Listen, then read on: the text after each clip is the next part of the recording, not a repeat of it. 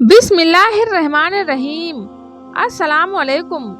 दोस्तों, मरते वक्त इंसान के दिलो दिमाग से हर चीज निकल जाती है। वो सब कुछ भूल जाता है, अपनी माल दौलत, बैंक बैलेंस, गाड़ियाँ, महल, अजोजो अकारिब, रिश्तेदार, मरने वाला, यह सब कुछ भूल जाता है। मगर सुनो, मरते वक्त इंसान दो लोगों को बहुत ज्यादा याद करता है। दो ऐसे लोग हैं जिनको मरने वाला इंसान कभी भी नहीं भूलता। इनको सामने बिठाकर चीखने की कोशिश करता है, इनके गम में, इनके अरमान में रोने की भी कोशिश करता है, मगर अफसोस रो भी नहीं पाता। हजरत मौलाना जलालुद्दीन रूमी रहमतुल्लाह अलैह फरमाते हैं, मेरे मोहल्ले में एक शख्स जिंदगी और मौत की जंग लड़ रहा था, यानी कि मरने वाला ही था, मौत के बिल्कुल करीब था। लोग मेरे पास आए, हजरत हमारा एक शख्स मरने वाला है, आप आए, उन्हें कलमा पढ़ने की तस्कीन करें, कुरान पढ़ने की तस्कीन करें। हजरत मौलाना जलालुद्दीन रूमी रहमतुल्लाह ताला अलैह फरमाते हैं, मैं उस मरने वाले के घर पहुंचा, उसके करीब बैठ गया। आसपास में उसके दोस्त, रिश्तेदार, अजीजो अकारिब बैठे हुए थे, जो उसके मरने का इंतजार कर रहे थे। अब इस मरने वाले की आंखें छत पर लगी हुई थीं। वो कुछ सोच रहा था। अल्लाह ने उसे बोलने की तौफीक दी कि अचानक वो रो रो कर कहने लगा, मेरे बच्चे कहाँ हैं? अल्लाह अकबर। उसको न कमाया गया माल याद आया, न दौलत याद आई, न बैंक बैलेंस, न अजीजो अकारिब, सारे दोस्त, यहाँ तक कि उसको न माँ याद आई और न ही उसको बाप याद आया, न बहन न भाई। कहता है, मेरे बच्चे कहाँ हैं?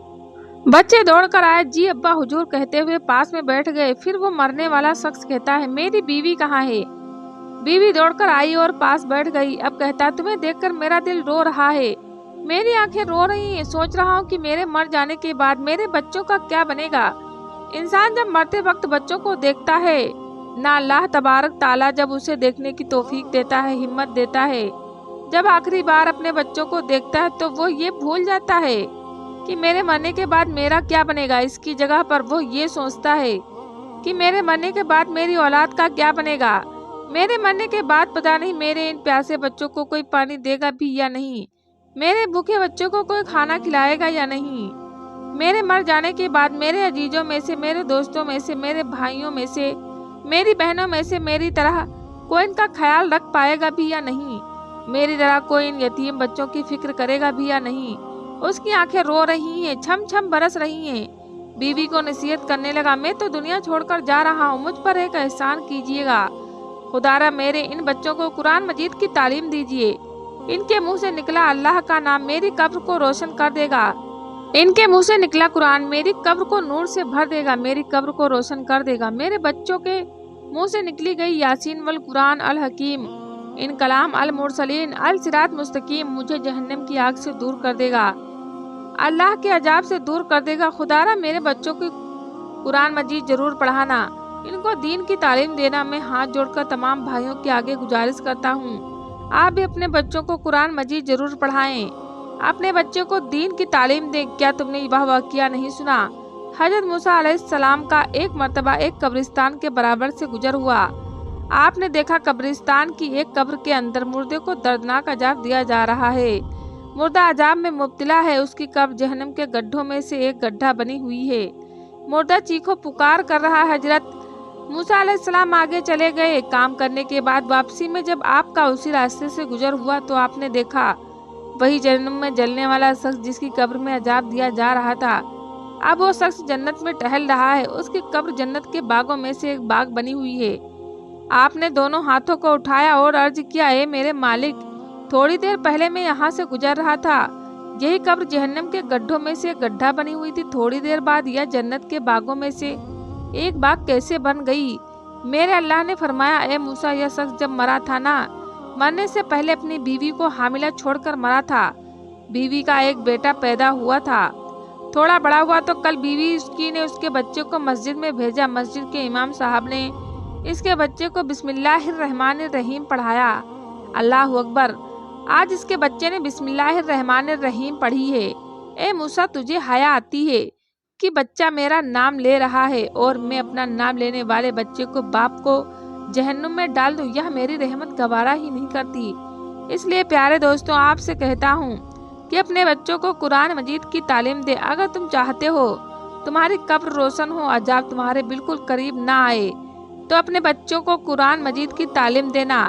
حضرت مولانا جلال الدین رومی رحمۃ اللہ تعالیٰ علیہ فرماتے ہیں، اور پھر وہ شخص توبہ کرتا ہے اور کہتا ہے کہ میرے بچوں کو قرآن مجید کی تعلیم دینا، انہیں اچھا بنانا، ایک دم سے اس کی زبان لڑکھڑانے لگی، ایک دم سے ہونٹ کانپنے لگے، اس کا بدن کانپنے لگا، موت کا فرشتہ آ گیا روح نکالنے کے لیے۔ ہائے، فرماتے ہیں جب انسان کی روح نکلتی ہے تو اس کا منہ کھل جاتا ہے، دونوں ہونٹ ایک دوسرے سے جدا ہو جاتے ہیں۔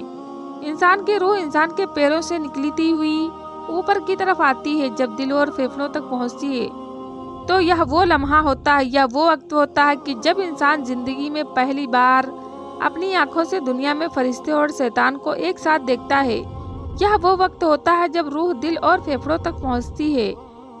اس وقت یہ انسان ادمرہ ہو جاتا ہے، جب انسان شیطان اور فرشتوں کو دیکھ رہا ہوتا ہے۔ ایک طرف شیطان اس کے کان میں مشورہ دیتا ہے، دوسری طرف اس کی زبان سے اس کے اعمال کے مطابق الفاظ نکلنے لگتے ہیں۔ اگر انسان نیک ہوتا ہے، نمازی ہوتا ہے، عبادت گزار ہوتا ہے، اور اگر اللہ کا نیک بندہ ہوتا ہے تو پھر اس کا دماغ اس کی زبان کو کلمہ پڑھنے کی ترغیب کرتا ہے، اللہ وقت پر قرآن پڑھنے کی تاکید کرتا ہے، درود پاک پڑھنے کی تاکید کرتا ہے۔ اور اگر انسان نیک نہیں ہوتا ہے تو پھر اس کا جو دماغ کہتا ہے وہ عجیب سی ہیبت کا شکار ہو جاتا ہے اور انسان شیطان کے مشورے کو قبول کر بیٹھتا ہے۔ جب انسان شیطان کے مشورے کو قبول کر بیٹھتا ہے پھر کوشش کرتا ہے کلمہ پڑھنے کی، لیکن پڑھ نہیں پاتا۔ صاحب، آج ہماری آنکھیں کھلی ہوئی ہیں، آج ہماری سانسیں چل رہی ہیں، کل یہ وقت ہمارے اوپر بھی آئے گا، کہیں ایسا نہ ہو یہ جو آج کا وقت ہے وہ ہم سے گزر جائے۔ کاش میری بات تیرے دل میں اتر جائے، یہی زندگی کے لمحے میرے اور آپ کے لیے غنیمت ہیں، آخرت کے لیے کچھ اکٹھا کر لو، مرنے سے پہلے اپنی قبر کو روشن کرنے کا انتظام کر لو، کیڑے مکوڑوں سے بچنے کے لیے کچھ اکٹھا کر لو، معلوم نہیں پھر یہ زندگی کے لمحے ہمیں ملے یا نہ ملے۔